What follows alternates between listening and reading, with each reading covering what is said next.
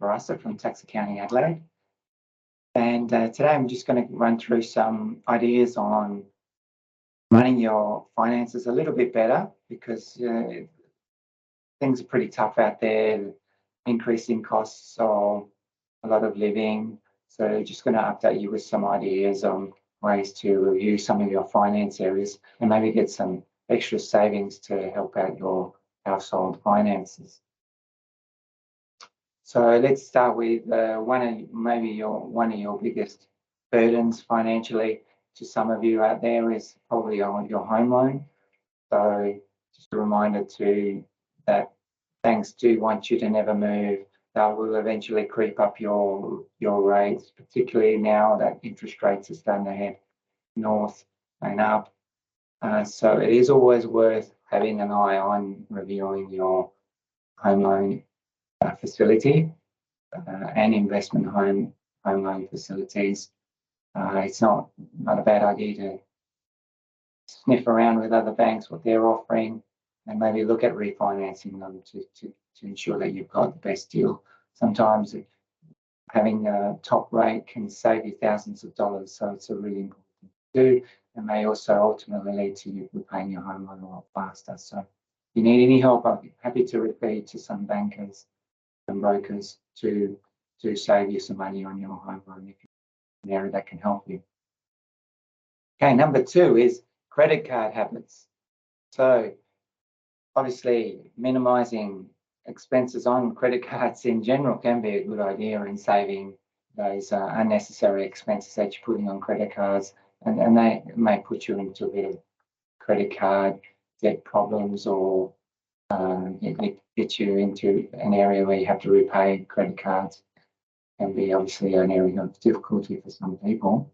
But in addition to that, if you can ideally repay your credit card every month, ensure that you've got a direct debit to repay your credit cards and ensure that you do have a good credit card facility. So make sure you shop around, get a low annual fee, lower interest rates, something that's comfortable to work with online, something that you can set up your direct debit to. So just review that, maybe consolidate into one credit card if that's possible, or minimize your credit cards if that can be a little bit of a danger zone for you. Number 3 is to look at super contributions. So I'm an accountant, so I'm going to tell you it's great to put in extra money into your super, particularly when it becomes retirement is becoming more of a financial priority to you. And I recommend that in the life cycle of around 40 to 70. Looking at adding additionally to your super can be a really good thing to do.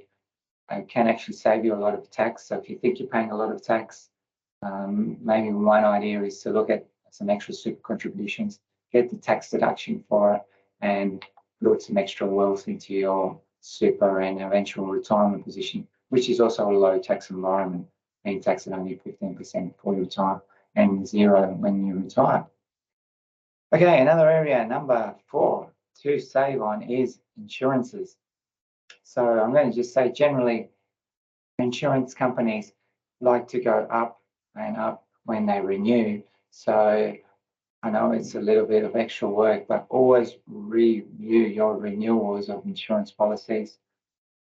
Insurance companies tend to give better deals to new clients, so you may want to give the calls and online quotes to some new insurance quotes.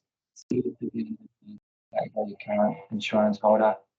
Ideally, you may want to stay with your current insurance holder.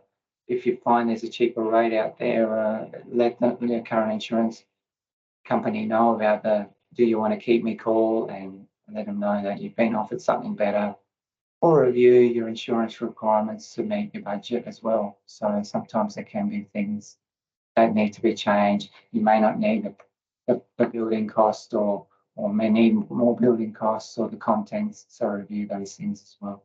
Minimise and make sure that you've got current good insurances as well. Also refer to your insurance broker on those as well. Another area, number 5, that you can save on is hospital cover and extras cover. So I know a lot of us like to get pretty loyal with these. But yeah, my clients are asking me, is it worth having these? And my answer is, firstly, the tax side is, and I want to explain this to you as well.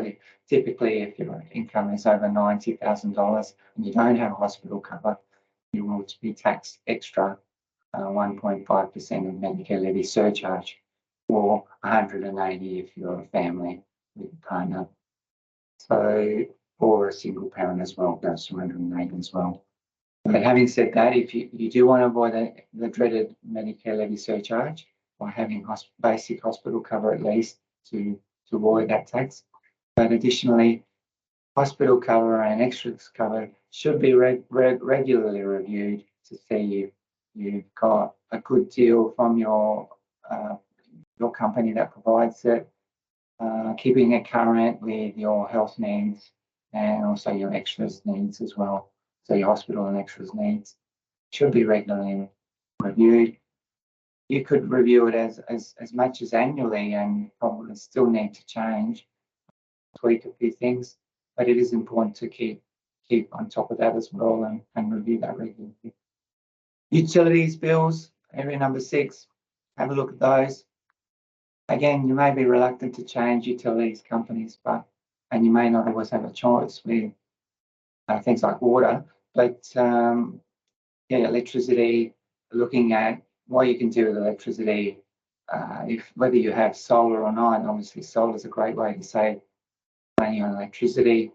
I have solar myself, so I recommend that as well. But yeah, occasionally review how your rates are going. There's a little bit of work involved with that, but you may be able to save some money there as well.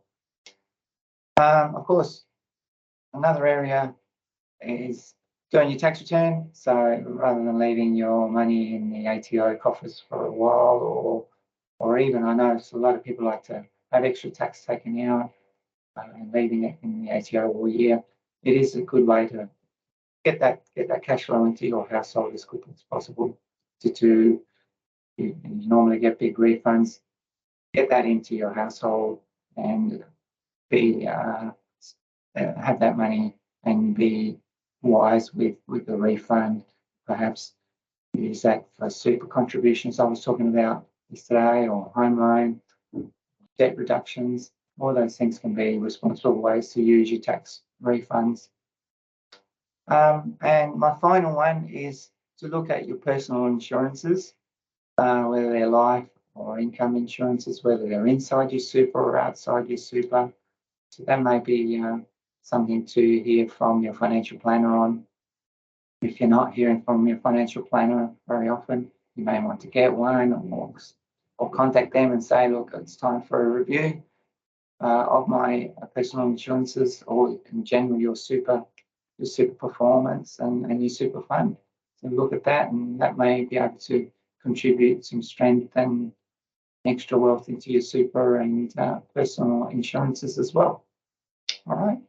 So I hope you've enjoyed that. If you have any other ideas and want to let me know, let me know those. Thank you for listening. I'm Romeo Caparasa from Tax Accounting Adelaide. Have a lovely day.